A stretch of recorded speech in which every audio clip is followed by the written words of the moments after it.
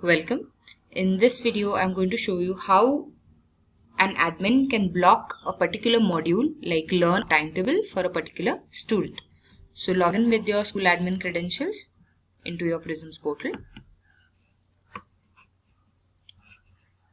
Now to block a student, first go to Reports, and in Reports go to General Register.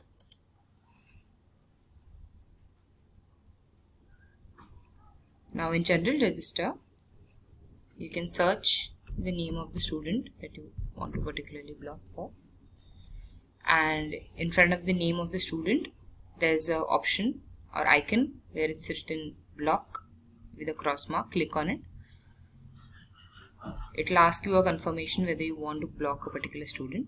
Now there are various type of blocks. Today in this video we are going to see the modules block. So in modules block, I can decide which module I want to block for the student. So what will happen, the student won't be able to open that particular module. So it can be Learn module, or it can be Timetable, or it can be both. You can select one or you can select both and click on Submit.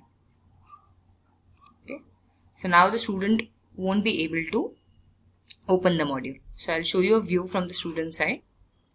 So now open the Top School app.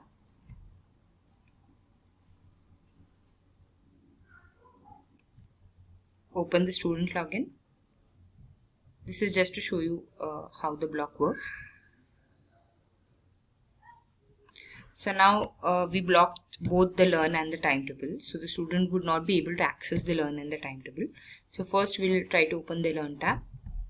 And a message like this will be shown: unable to provide access, please contact school.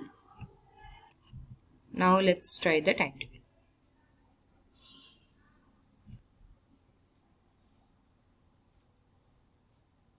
So as we can see, the timetable will come as blank for all the days. So they won't be able to see the Join Class tab. So in this way, the school will be able to block particular modules for particular child, and again the same way unblock as well. Thank you.